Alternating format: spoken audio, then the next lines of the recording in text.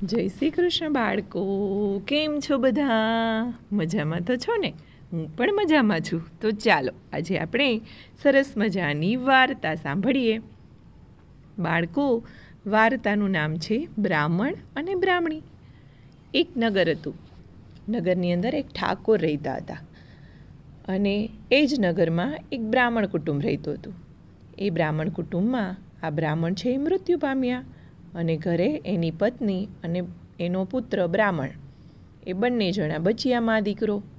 એટલે ગામના ઠાકોરે એમને કહ્યું કે તમે મારા ઘરે આવીને રહો, તમારા કુટુંબ તો છે નહીં, હવે તમે કેવી રીતે ભરણ પોષણ કરીને તમારા પુત્રને મોટો કરશો?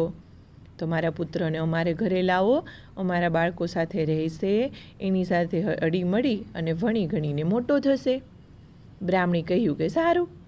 પછી તો બ્રાહ્મણી એના પુત્રને લઈ અને ઠાકોરના ઘરે રહેવા જતી રહી અને ત્યાં જ એનો પુત્ર ભણી ગણીને મોટો થઈ ગયો.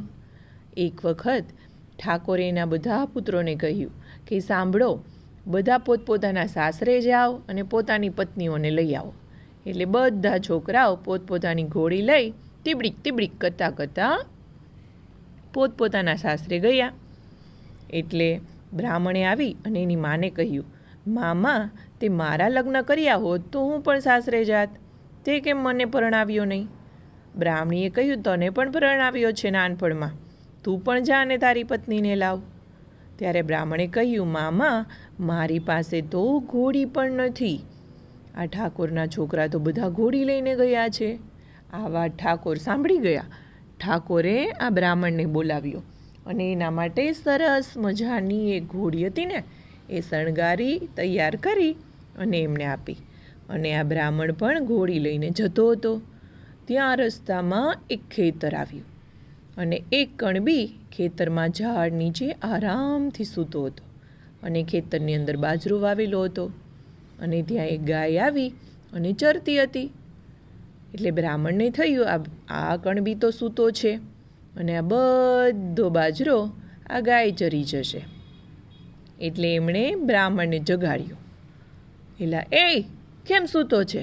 ઉઠ, આ જોતો ખરી, તારા ખેતરનો બાજરો આ ગાય ચરી જાય છે.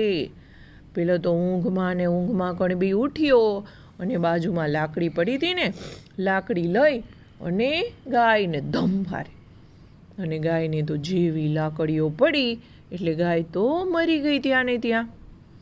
ગાય તો મરી ગઈ બાળકો, પણ એ ગાયમાંથી સ્ત્રી બની ગઈ અને એને તો આ કણબીની ઘોડીની લગામ પકડી અને આવી બ્રાહ્મણ પાસે. બ્રાહ્મણને કહ્યું, અરે બ્રાહ્મણ, તું જો અહીંથી તારા સાસરે ગયો તો તું ગધેડો બની જવાનો છે. તે કાંઈ પણ વસ્તુ તે ખાધું ને એટલે સીધો ગધેડો બની જઈશ. ત્યારે પેલા બ્રાહ્મણે કહ્યું, એલી એ સ્ત્રી, તું મને કેમ શ્રાપ આપે છે? ત્યારે એણે કહ્યું, તે જ તો બધે કર્યું. તે આ કણબીને જગાડ્યો, કણબીએ મને મારી એટલે હું એમાંથી સ્ત્રી બની ગઈ અને હવે હું શું કરું બોલ? આ બધો વાંક તારો છે. હવે તું અહીંથી તારા સસરાની ઘરે ગયો અને ત્યાં અનાજનો એક પણ દાણો મોઢામાં નાખ્યો ને એટલે સીધો ગધેડો થાયશ. પેલો તો બિચારો ઘોડી લઈને ચાલતો થયો બ્રાહ્મણ અને પહોંચ્યો એના સસરાના ઘરે. ઘરે જઈને એને તો સસરાને કીધું, અમે તો ઉપવાસ કર્યો છે. એક દિવસ ગયો, બીજો દિવસ ગયો, ત્રીજો દિવસ ગયો એટલે બધા ઘરના લોકો પૂછે, આ જમાઈ રાજાએ આવો કેવો ઉપવાસ કર્યો છે? 3 દિવસથી મોઢામાં અનાજનો દાણો નથી નાખ્યો. ત્યારે એની પત્નીએ કહ્યું, સાંભળો તો ખરા, તમે જ્યાં સુધી ખાશો નહીં ને ત્યાં સુધી ઘરના લોકો આપણને આપણા ઘરે જવા નહીં દે. એટલે આજે તો તમારે ખાવું જ પડશે, નહીંતર અહીંયા રહેવું પડશે. બોલો શું કરવું? પેલા બ્રાહ્મણે વાત કરી, સાંભળતો ખરી, મને એક સ્ત્રીએ શાપ આપ્યો છે કે જો હું અહીંયા ઘરનો અનાજનો એક પણ દાણો મોઢામાં નાખીશ તો સીધો ગધેડો બની જઈશ અને હું ગધેડો બની જઈશ તો તારે કાશીએ મને 12 વર્ષ સુધી સ્નાન કરાવવું પડશે. બોલ, તને છે મંજૂર? એની પત્ની કે વાંધો નહીં, હું કરાવીશ તમને 12 વર્ષ સુધી સ્નાન, પણ આજે તો તમારે ખાવું પડશે, નહીંતર આપણને ઘરે જવા નહીં મળે. પછી પેલા બ્રાહ્મણ તો બેઠો જમવા, અને જેવો અનાજનો દાણો મોઢામાં નાખ્યો, સીધો બધો ગધેડો, જેવો ગધેડો બન્યો માંડ્યો ભોંકારવા. પછી તો એની પત્ની એને દોરડું બાંધીને લઈ ગઈ ઘાસીએ રોજ નવડાવે, રોજ નવડાવે. એમ કરતાં કરતાં 12 વર્ષ પૂરા થવા આવ્યા, અને છેલ્લો દિવસ હતો. ત્યારે એની પત્નીને આવ્યો ગુસ્સો ગધેડા ઉપર, અને એક પાટું મારીને નાખ્યો સીધો પાણીમાં. પછી એને થયું, આ 12 વર્ષથી નવડાવું છું, હજુ આ માણસ બન્યો નહીં, હવે ક્યારે બને એનું નક્કી થોડું, ચાલ ને હું આમાં ડૂબકી મારીને મરી જાઉં. ત્યાં તોલો માણસ ગધેડો હતો, એ ગધેડામાંથી માણસ થઈને આવ્યો બહાર, અને જેવો ગધેડામાંથી માણસ થઈને બહાર આવ્યો, અને એને તો ધરતી ઉપર પગે ના મૂક્યો, માંડ્યો ઉડવા. એની પત્નીએ કીધું, એલા હે અહીંયા ક્યાં ચડ્યો આકાશમાં, આ માણસો નીચે રહેશે, આવ નીચે, આ ઉડવા કેમ માંડ્યો તું? ત્યારે એને કહ્યું કે મને તો વરદાન એવું લાગે છે કે આખથી ઉડવાનું, એટલે હું તો ઉડું છું, મારે ભગવાનને મળવા જવું છે. એની પત્ની કહેલા, એ ભગવાન એમ તને મળે નહીં, તું નીચે આવ નીચે. પેલો માણસ તો માને નહીં, એ તો ઉપડો ભગવાનને ગોતવા માટે આકાશમાં ઉડતો જાય. બધા લોકો જોવે કે આ માણસ ઉડે છે કે આવડું પક્ષી છે. અને એની પત્ની તો અહીંયા જપમાળા કરવા બેસી ગઈ નદી કિનારે. અને પેલો તો ઉડતો જાતો હતો, ત્યાં રસ્તામાં એક મહારાજ મળ્યા. મહારાજ કહે, લે તું આકાશમાં શું કરે છો ઉડતો? ઉતર હેઠો અહીંયાથી, ક્યાં જાય છે અહીંયા? ત્યારે એને કીધું, અરે સાંભળો તો ખરી, હું તો ભગવાનને મળવા જાઉં છું, મારે ભગવાનના દર્શન કરવા છે. મહારાજ કે, હું 12 વર્ષથી તપ કરું છું અહીંયા, હજુ ભગવાન મળ્યા નથી, અને તને ઉડવાથી ભગવાન મળે? એલા એવું કેવું? પેલો માણસ કે, હું તો ઉડવાનો જ છું. મહારાજ કે, સારું જા ઉડ, અને ભગવાનના દર્શન કરીને આ મળ મને. એ તો ઉડતો જાતો હતો, ત્યાં એક સાધુ મળ્યા. સાધુએ તપ કરતા હતા. સાધુએ કીધું, એલા એ ક્યાં જાય છે આમ આકાશ બાજુ? એ કે, હું તો ઉડતો ભગવાનના દર્શન કરવા જાઉં છું. એને કહ્યું કે, લા દર્શન ક્યાંથી કરીશ તું? અહીંયા અમને ભગવાન મળતા નથી, હું ક્યારનો ધ્યાન કરું છું, કેટલા વર્ષથી ભગવાનનું ધ્યાન કરું, પણ મને હજી ભગવાન મળ્યા નથી ને એમ તને ભગવાન દર્શન આપે? પેલો માણસ માને નહીં. બ્રાહ્મણ કે, હું તો જવાનો જ છું. સાધુ કે, સારું ભાઈ, જઈને આવ, મને મળ પછી કે ભગવાન મળ્યા કે નહીં તને. એ તો ઉડતો એટલો ઉડ્યો ને પહોંચી ગયો ભગવાન પાસે.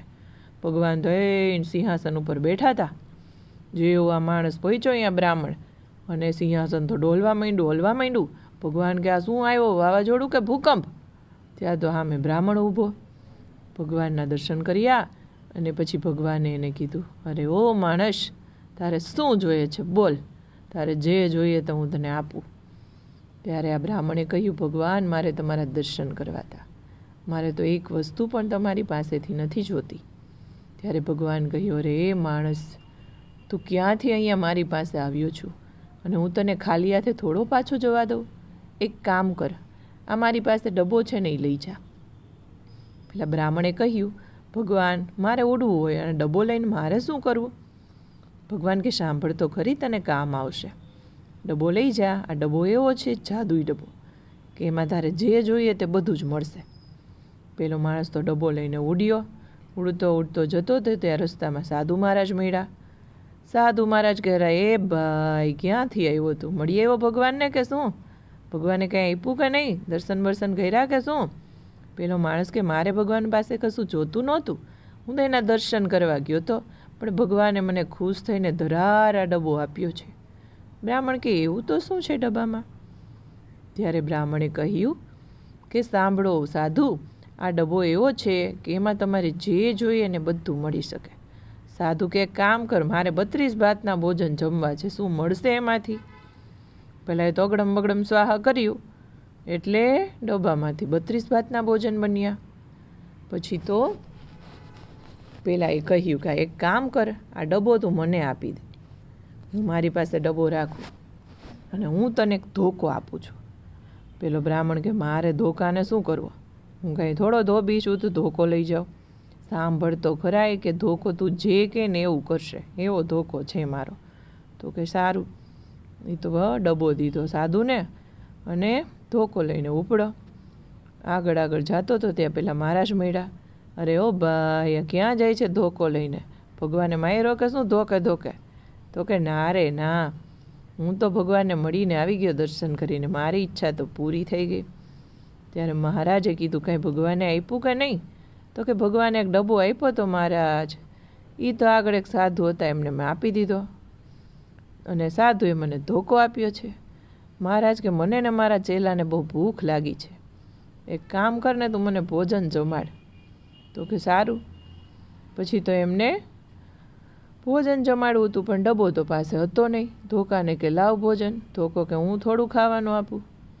તો એક કામ કર, તું ડબ્બો લઈ આવ, જા પેલા સાધુ પાસેથી. ધોકો થઈને ઉઠતો ઉઠતો ગયો સાધુ પાસે જઈને સાધુને કે હે સાધુ મહારાજ, ડબ્બો લાવો. સાધુ કેલા ધોકા, તું મારો ને મારી પાસે ડબ્બો લેવા આવ્યો? તો કે મહારાજ, હું તમારો કેવો હવે? તમે તો મને બીજાને આપી દીધો, હવે હું તમારો નથી રહ્યો, હું તો બ્રાહ્મણનો ધોકો. સાધુ કે આ તો બહુ કરી. ધોકો કે આપો છો કે હું આપું તમને? તો કે ના ના હો ભાઈ, લઈ જા ડબ્બો, મારે ધોકા નથી ખાવા. ધોકો થઈને ડબ્બો લઈને પહોંચી ગયો મહારાજ પાસે. મહારાજને ચેલાને જમાડ્યા, ખાધું પીધું ને જતા હતા. ત્યારે મહારાજ કહેલા ભાઈ, તું એક કામ કરને, આ ડબ્બો મને દઈ જા, હું ને મારો ચેલો રોજ નવું નવું ખાશું ને મજા કરશું. ઓલાએ તો ડબ્બો આપી દીધો. એ કે પણ ડબ્બાના બદલામાં શું? એક કામ કર, મારી પાસે પંખો એવો છે કે જે માણસ મૃત્યુ પામે એની ઉપર તું 7 વખત પંખો ફેરવ એટલે માણસ જીવિત થઈ જાય. સારું. એ કે પછી બ્રાહ્મણ તો પંખો ને ધોકો લઈને આગળ આગળ જતો હતો. ત્યાં આગળ રસ્તામાં જતો હતો, થોડોક આગળ ચાલ્યો ને ત્યાં નદી કિનારે એના પત્ની મળ્યા. એટલે એના તૂટેલા ફાટેલા વસ્ત્રો હતા. હવે શું કરવું? પત્ની કે એક કામ કરો, પહેલાં તો મને મારા વસ્ત્રો આપો, આ મારા વસ્ત્રો તૂટી ફાટી ગયા છે. ત્યારે ડબ્બો તો પેલા મહારાજ પાસે હતો. ત્યારે એને ધોકાને કીધું ધોકા ડબ્બો લાવ. એટલે ધોકો તો ઉપડો ડબ્બો લેવા, અને પેલા સાધુ મહારાજ આગળ પહોંચી ગયો કે લાવો ડબ્બો. સાધુ મહારાજ કે મેં પંખો તો આપ્યો તમને, હવે ડબ્બો શું કરવો? તો કે આપો છો કે ન કરું? હું આપું ધોકા? તો કે ના ભાઈ, મારે ધોકા નથી ખાવા, લઈ જા ડબ્બો. એને ડબ્બો આપી દીધો. ડબ્બો આવ્યો એટલે પેલા બ્રાહ્મણે કીધું ડબ્બા મારી પત્નીના નવા કપડાં આપ. એટલે નવા કપડાં આવી ગયા. પત્ની તો તૈયાર થઈ ગઈ નવા કપડાં પહેરીને. પછી એ પત્નીનો વિચાર આવ્યો કે આ ડબ્બો આવો સરસ તમે ભગવાન પાસેથી લાવ્યા છો, તો આપણે આ કાશીની અંદર આખા કાશીનગરને જમાડીએ આ ડબ્બામાંથી. બ્રાહ્મણ કે તારો વિચાર તો સારો છે, ચાલો જમાડીએ. બ્રાહ્મણ માંડ્યો રસોઈ કાઢવા ને પત્ની માંડી જમાડવા. કરતાં કરતાં આખું ગામ જમ્યું. એમાં એક વાણંદ આવ્યો. વાણંદે જોયું કે આ ડબ્બામાંથી રસોઈ નીકળે છે બધી. જઈને રાજાને વાત કરી. રાજા તમને ખબર છે, એક બ્રાહ્મણને એની પત્ની બંને અહીંયા રહી છે નદી કિનારે, આખા ગામને જમાડ્યું છે, આખા કાશીને એક ડબ્બામાંથી જમાડ્યું. રાજા કે એવું ન હોય તો ઘરે હાલો મહારાજ, જોવું હોય તો. બંને જણા રાત્રે બ્રાહ્મણ સૂઈ ગયો ત્યાંના ઘરે ગયા. તલવાર લઈ અને રાત્રે બ્રાહ્મણ સૂતો હતો ને એના કટકે કટકા કરી નાખ્યા, અને પોતે ડબ્બો લઈને જતા રહ્યા રાજમહેલમાં. સવારે પત્ની ઉઠે છે એટલે જુએ છે તો બ્રાહ્મણ તો બાજુમાં કટકે કટકા કરેલો પડ્યો છે. પત્ની તો ચીસી કરે છે કે હવે કરવું શું? અને લોહી નીકળેલું હતું ને એમાં બહુ બધી માખીઓ આવી ગઈ. એટલે પત્ની પાસે પંખો હતો, સાધુ મહારાજે આપેલો. એ તો બ્રાહ્મણ ઉપર ફેરવવા માંડી. 1 વાર ફેરવ્યો, 2 વાર, 3 વાર, 4 વાર, 5 વાર, 6 વાર ને 7 વાર. 7 વાર પંખો ફર્યો એટલે સીધો બ્રાહ્મણ તો મૃત્યુ પામેલો હતો એમાંથી સીધો જીવતો થઈને ઊભો થયો. પછી તો પંખાને કીધું બ્રાહ્મણે, એટલે એ પંખા, તે આખી રાત મારું ધ્યાન ન રાખ્યું? આ રાજા આવીને મારી ગયો મને. પંખો કે તમારે મને કહેવું જોઈએ ને, હું એમને થોડું ધ્યાન રાખું. ધોકાને કીધું, એટલે એ ધોકા, એક કામ કરો, હવે જ્યાં હોય ને ત્યાંથી ડબ્બો લઈને આવ. ધોકો તો રાજમહેલમાં ગયો, રાજાના મહેલમાં. રાજાને કીધું લાવો ડબ્બો બ્રાહ્મણનો. રાજા કે હું કાંઈ એમ ડબ્બો ન આપું. તો એને કીધું ડબ્બો આપો કે ધોકા ખાવા છે? રાજા કે અલે ભાઈ, ડબ્બો લઈ જા, મારે ધોકા નથી ખાવા. ડબ્બો લઈને તો આવી ગયો અહીંયા. રાજાને થયું આ તો સારો માણસ લાગે છે. રાજાએ કીધું તમે રાજ્યમાં રહ્યો અમારા ને ખાઓ પીને મોજ કરો. ત્યારે બ્રાહ્મણ કે ના ના, અમારું ઘર તો ઠાકોરના ઘરે છે, અમે તો ત્યાં જઈશું, ઠાકોરની ઘરે રહીશું. તો કે સારું. પછી એને એના પત્ની ડબો અને પંખો અને ધોકો લઈને ઉપડ્યા અને સાધુ મહારાજને બધા એના ઘરે. પછી તો એને બધાને જે લોકોને જે વસ્તુ જોઈએ બધી વસ્તુ આપતા જાય ને ચાલતા જાય. કરતાં કરતાં પહોંચી ગયા એમના નગરે. નગરે જઈને ઠાકુરને મળ્યા અને ઠાકુર તો ખૂબ ખુશ થઈ ગયા કે સરસ બાળકો, સરસ. બધા પોતપોતાની ઘરવાળીઓને લઈને ત્યાં આવી ગયા અને એમાં એક હતો બ્રાહ્મણનો છોકરો પણ. તો બાળકો, આપણી વાર્તા પૂરી. આવજો. જય શ્રી કૃષ્ણ.